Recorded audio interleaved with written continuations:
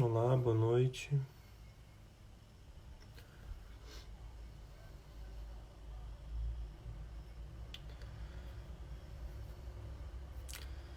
Boa noite.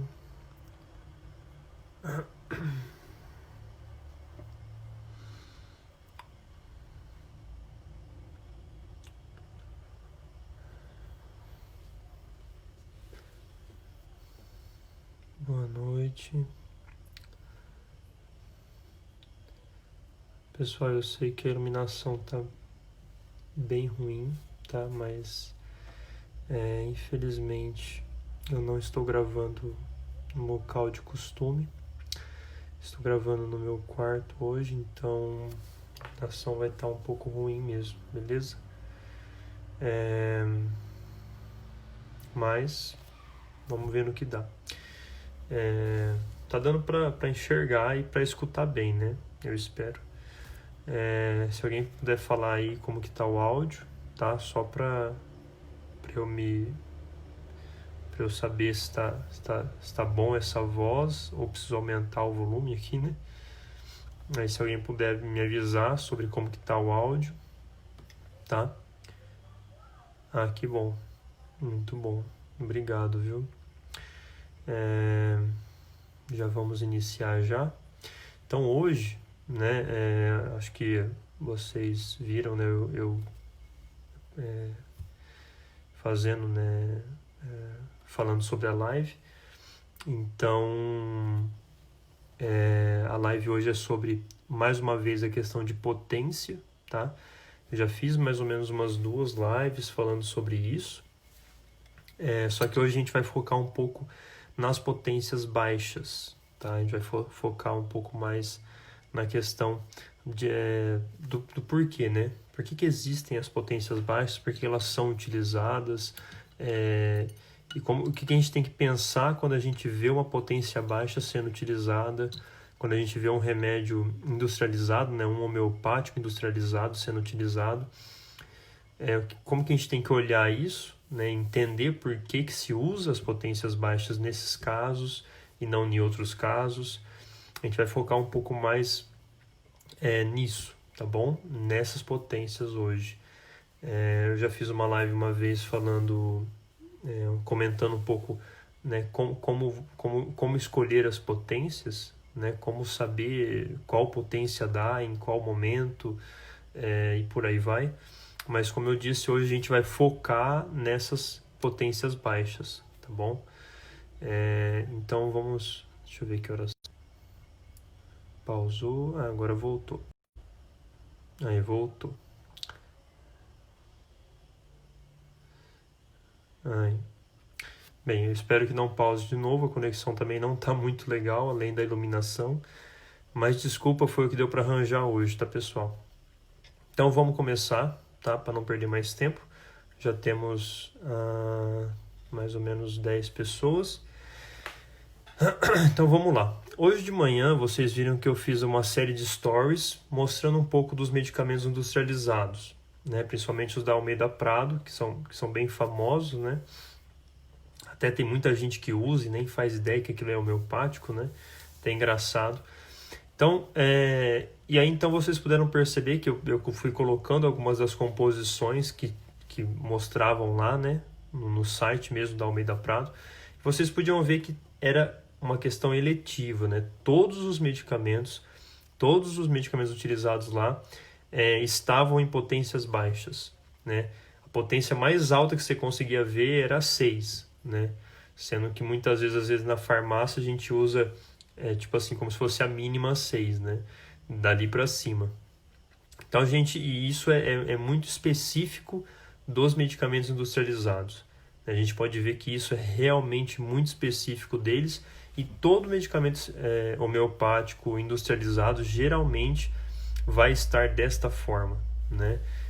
Que assim, medicamentos são focados em certos sintomas, em certos processos patológicos, né?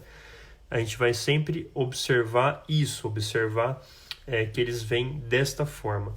Mas por que esses medicamentos vêm em potências tão baixas, né? A gente pega alguns remédios lá da Almeida Prado, por exemplo, alguns estão até em CH1, CH2, D, né, D3, D1, D2, a gente vê que são né, potências extremamente baixas. Tá, mas por que isso? Né, qual é a finalidade? Por que se coloca, então, potências tão baixas? Para a gente saber melhor sobre essa questão, para a gente entender melhor, saber como olhar para isso, a gente precisa voltar lá atrás. A gente precisa voltar no próprio Hahnemann, né? E nas primeiras experimentações e entender um pouco de experimentação homeopática, tá? Que também vai nos levar a entender um pouco sobre matéria médica.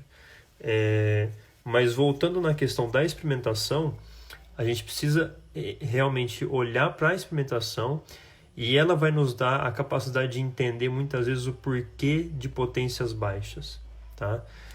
E não só a experimentação, mas muitos médicos, né, naquela época do Hahnemann, né, naquela época, 1830, 40, né, aquele século, né, muitos médicos com muitas experiências conseguiram mostrar que quando você alterava a questão de dose, você conseguia mudar o efeito.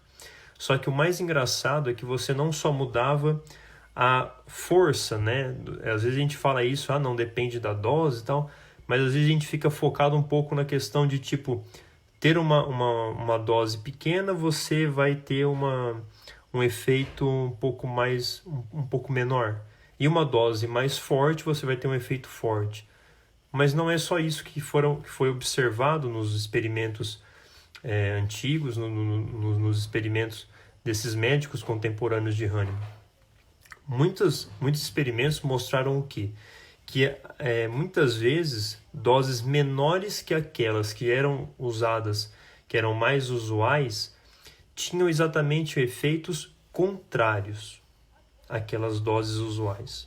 Isso é o que é mais interessante. Na verdade, isso é extremamente interessante, porque aí isso mostra pra gente que ali existe alguma lei da natureza que você consegue, então, fazer uma coisa contrária. Você consegue pegar, invertendo a dose, diminuindo a dose, muitas vezes você consegue fazer o quê? Inverter o tipo de efeito. Ou seja, fazer o efeito exatamente contrário daquele que a droga, em estado, né, numa dosagem mais ponderal, possuía. Né? E isso muitos cientistas da época conseguiram observar. Tanto que aqueles mais famosos que acho que todo homeopata conhece, que seriam os... Deixa eu pegar aqui que os nomes é um pouco difícil. O Hugo Schultz, né? E o Rudolf Arndt, que formaram então a lei de Arndt-Schultz, né? Que eu acho que todo homeopata, não sei aí se todos que estão assistindo são homeopatas, mas a maioria dos homeopatas conhecem essa lei, entende um pouco dessa lei, que é a lei de Arndt-Schultz, que fala exatamente o quê? Né? Na verdade, são dois amigos, né? que estudavam juntos, faziam os trabalhos juntos, e basicamente essa lei de Arndt-Schultz ela vai nos ensinar e vai mostrar essa questão que eu tinha falado, ou seja, de inversão, dose e efeito. Quando a gente diminui a dose, a gente pode observar um efeito absolutamente contrário àquele da droga ponderal. Tá? Então, eu gosto sempre de ler, né? Eu gosto muito. Você pode estar se perguntando, Nelson, mas como é que eu consigo conhecer melhor essas coisas? Como é que eu posso? Você tem alguma referência para nos dar? A referência que eu dou para você entrar mesmo de cabeça nesses assuntos um pouco mais acerca principalmente de cada pilar da homeopatia, de um jeito muito profundo, com o livro do Dr. Denis Demarque. Tá? O Homeopatia, Medicina de Base Experimental. Esse livro do Denis Demarque, para mim, sinceramente, é uma obra-prima. Tá? Para mim, o Denis Demarque é um gênio. Tá? E esse livro, principalmente no capítulo de lei da analogia, que seria a lei dos semelhantes, você consegue ver muitas dessas coisas. Ele vai contar realmente a história de como que essa questão de dose e efeito existia na época de Hahnemann. Né? E muitos desses profissionais, tanto o próprio o próprio Schultz, né, o Arendt também, eles se basearam, os seus experimentos se basearam no próprio Hahnemann, nas próprias coisas que o Hahnemann vinha descobrindo. Com o quê? Com as experimentações patogenéticas, né, com as experimentações no menção. Então eu vou ler para vocês uma parte do livro aqui do Dr. Denis Demarque, que eu acho impecável, né? Ele vai falar o seguinte: a lei da analogia, né? Quando o Denis Demarque fala lei da analogia, ele está falando basicamente da lei da semelhança, tá bom? A lei da analogia se situa no plano da especificidade biológica. Especificidade biológica. Sua aplicação terapêutica mais comum, eu vou repetir, sua aplicação terapêutica mais comum não depende de forma alguma da inversão de ação conforme a dose. Ou seja, o próprio Denis Demarque está falando aqui que a própria lei da semelhança, né, lei da analogia que ele fala também, posta na homeopatia, ela não se situa no campo da lei de inversão de ação conforme a dose, que é a lei de Arendt-Schultz. Léo, então você está falando que o Denis Demarque diz que os remédios em baixas potências, então, não são remédios homeopáticos? Não é exatamente isso. Mas quando ele fala, a lei da analogia se situa no plano da especificidade biológica, a gente tem que lembrar, pessoal, que o remédio homeopático ele funciona mais por uma questão qualitativa. Sempre imprescindível que a gente se lembre disso quando a gente for pensar em homeopatia. Pausou, aí voltamos. Então, sempre quando você for pensar em homeopatia, lembre-se dessa questão. A homeopatia ela funciona através de uma questão qualitativa, que é a questão da especificidade biológica, ou seja, a semelhança com o quadro total, tá bom? A lei de Arendt-Schultz, basicamente, o que ela faz, o que ela nos dá, é mostrar que as substâncias vão causar um efeito contrário no corpo quando você diminui a dosagem dela, tá bom? Então, substâncias, às vezes, que vão causar, por exemplo, uma constipação, em quantidades bem menores, podem causar soltar o intestino, por exemplo. Vamos ver, por exemplo, aqui o caso do nátrium sulfúrico, que é o quê? O sulfato de sódio. E tem um texto aqui também no livro do Dr. Denis Demarque que ele vai falar uma coisa bem interessante. Ele fala o seguinte: a lei de Arendt-Schultz se aplica de maneira evidente no nível do plano funcional intestinal. Ou seja, vocês veem que quando a gente fala de lei de Arendt-Schultz, de inversão, dose e efeito, nós estamos tocando no quê? No plano funcional daquela parte específica do organismo da pessoa. Nós estamos falando de individualização, de sintomas peculiares, de sintomas gerais, de características constitucionais. Estamos falando de uma coisa localizada, tá bom? Aí ele vai falar o seguinte: 30 gramas de sulfato de sódio, que seria o nátrium sulfúrico, provocam um efeito purgativo. Presta atenção nisso aqui que está escrito aqui agora, porque tem toda a ligação com o tema da nossa live. Efeito purgativo em toda gente. Ou seja, quando você dá 30 gramas de sulfato de sódio, você pode ter 20 pessoas.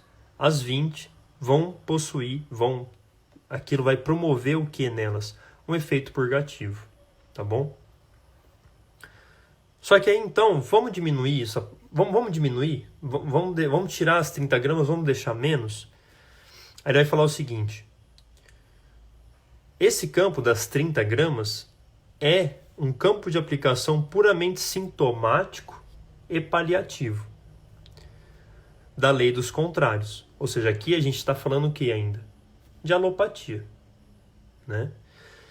A ação purgativa é, aliás, seguida de constipação reacional, que foi uma coisa que o próprio Hahnemann citou, né? Quando você tem o efeito primário, o organismo devolve com o quê? O efeito secundário, né? Só que vamos diminuir, vamos abaixar isso daí. Vamos pegar agora, em vez de 30 gramas de sulfato de sódio, vamos pegar 0,5 grama de sulfato de sódio. Vocês estão vendo que a gente ainda não chegou nos remédios infinitesimais? A gente ainda está com remédio ponderal, a gente ainda está com o sulfato de sódio, podendo vê-lo, podendo contá-lo, né? Podendo pesá-lo. 0,5 grama de sulfato de sódio, presta atenção, acalmará a diarreia banal, também, presta atenção, em quase toda a gente. Vamos pegar desses 20 que a gente fez causar um efeito purgativo do sulfato de sódio.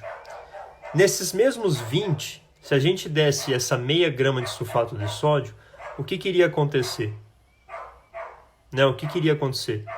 Praticamente todos, vamos por aí que 19 deles, iriam ter um efeito de acalmar uma diarreia banal. Vamos imaginar que esses 20 estivessem agora com diarreia, e então o sulfato de sódio iria acalmar essa diarreia banal. Também em quase todas essas 20 pessoas. Ou seja, vocês observaram bem o que está descrito? Observe, eu vou fechar a porta aqui porque meus cachorros inventaram de começar a gritar aqui do meu lado. Mas então, pessoal, vocês observaram bem o que eu li no livro do Dr. Denis Demarque? É exatamente esse o ponto que a gente toca quando a gente fala de remédios industrializados. Ou seja, hipotências baixas, né? As potências baixas, né, muito baixas, CH1, CH2, 3, D, nada mais são do que elas vão funcionar, elas vão ter a sua funcionalidade através dessa lei de Arendt-Schultz.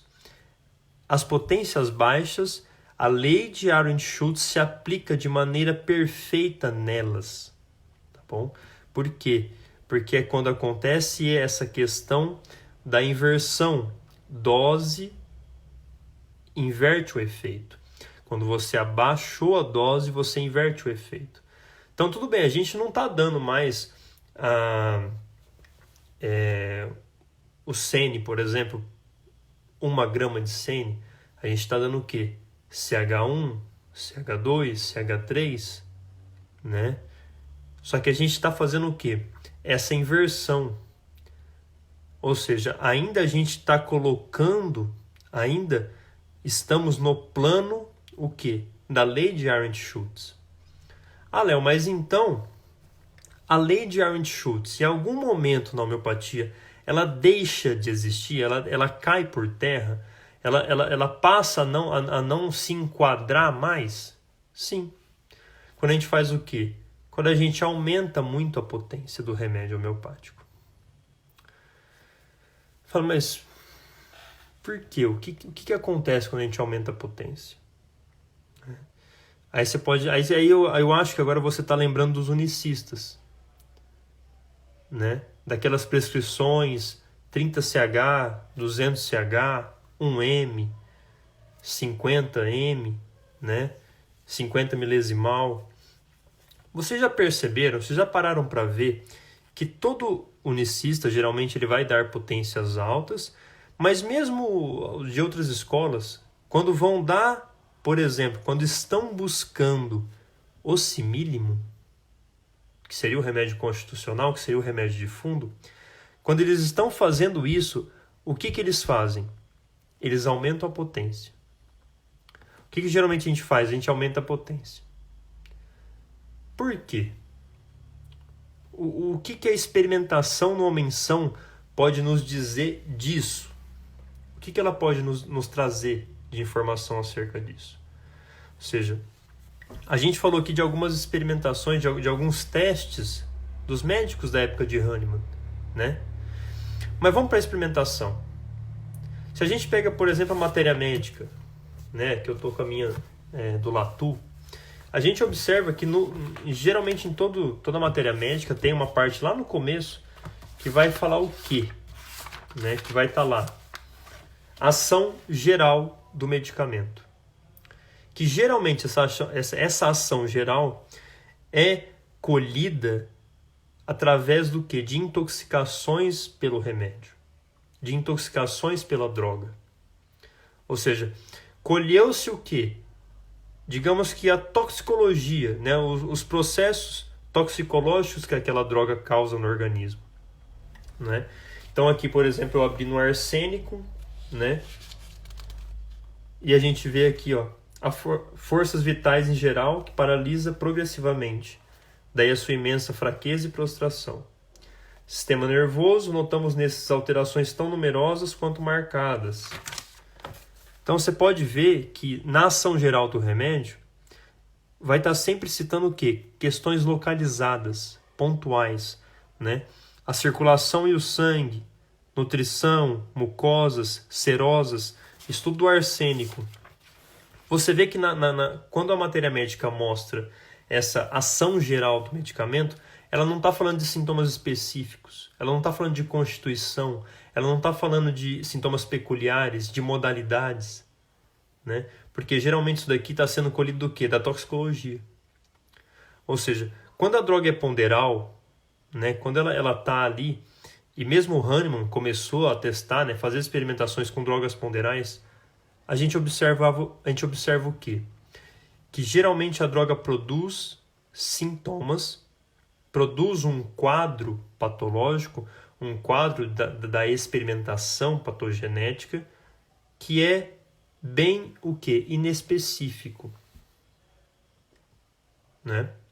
Que é bem o quê? Inespecífico. Não tem muitos sintomas que são grandes coisas peculiares, que tem uma especificidade muito grande, que tem grandes modalidades. Não. São sintomas meio que inespecíficos e que todo mundo vai possuir se experimentar daquele jeito a droga. Só que quando o Hahnemann começou a aumentar, né, aumentar a potência, ou seja, diminuir a concentração dessas drogas, CH15, CH30, Hahnemann foi o que fez mesmo várias experimentações no CH30. O que você encontra num remédio homeopático dentro do frasco na CH30? Você não encontra nada. Só que Hahnemann começou a experimentar remédios na CH30. E aí então as experimentações começaram a ficar mais ricas. Ah, mas então as pessoas tinham mais sintomas? Não é só que elas tinham mais sintomas. Elas tinham sintomas característicos.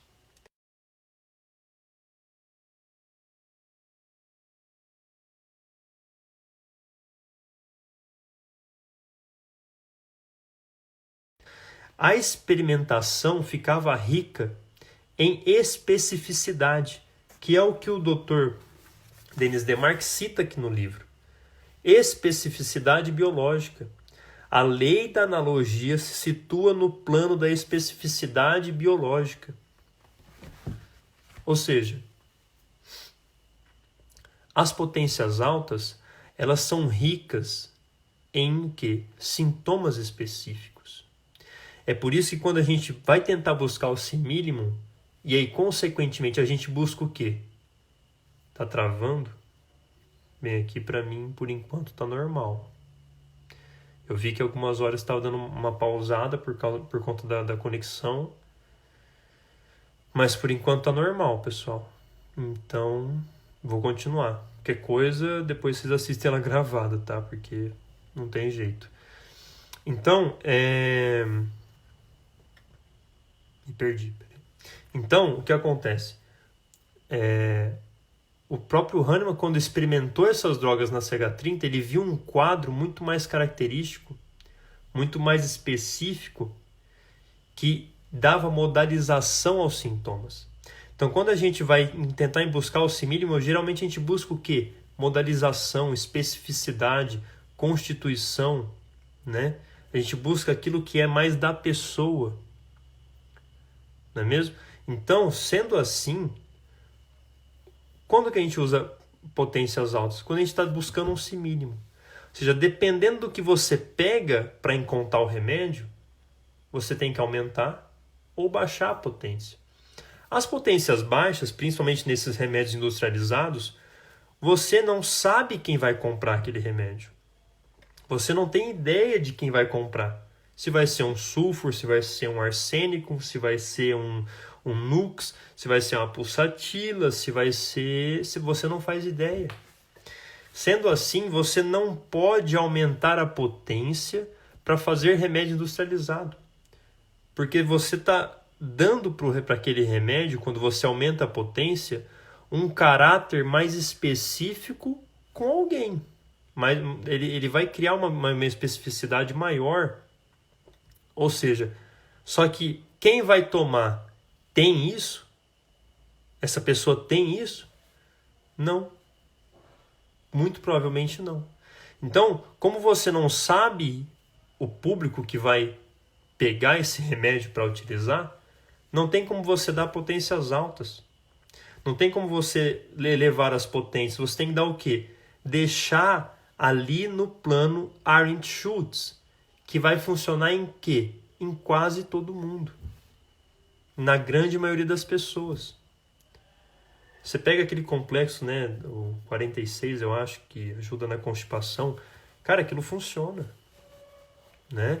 E tanto que eu falei que tem muita gente que nem sabe que aquilo... Eu acho que o 46 ainda não é totalmente homeopático, né?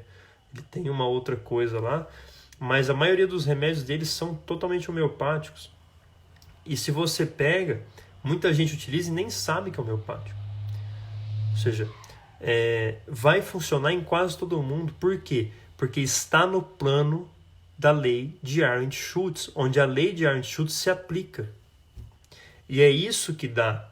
E é isso que você consegue fazer quando você faz um remédio industrializado, um remédio homeopático industrializado.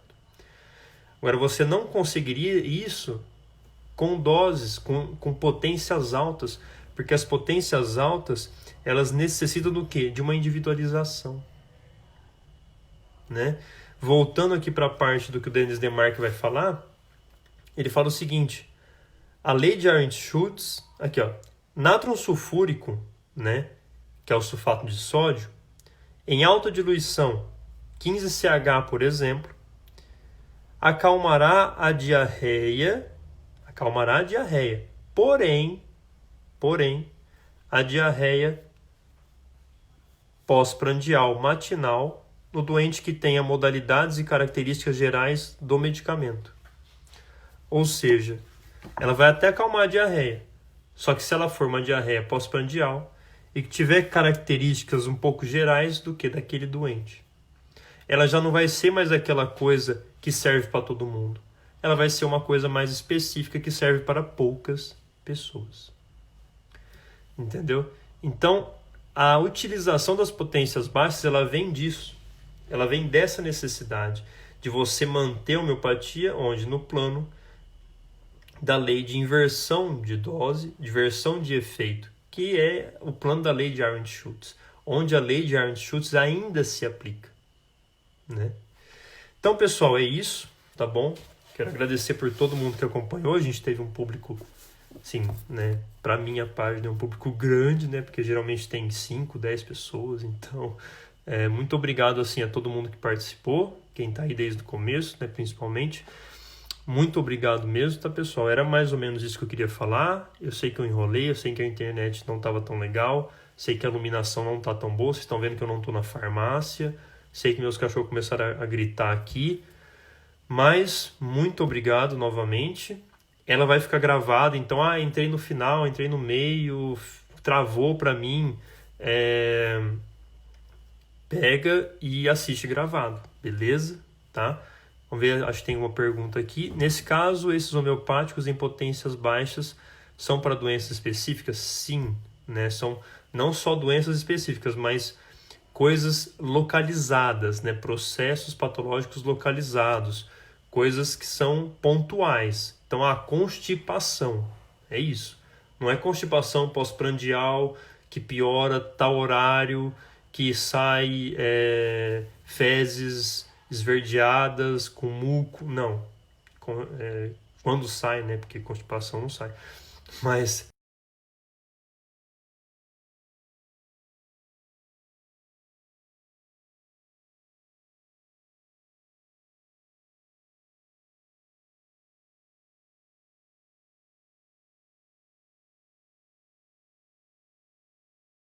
pontuais, beleza? Então, muito obrigado mesmo, tá, pessoal? Obrigado aí pelo feedback. E é isso, espero, né, até amanhã. Amanhã vamos ter muito mais coisa na página. Espero que vocês acompanhem, compartilhe aí, tira um print, beleza? Eu sempre esqueço de falar isso, o pessoal fica bravo comigo. Tira um print aí da tela, aí posta aí no seu stories, né? Que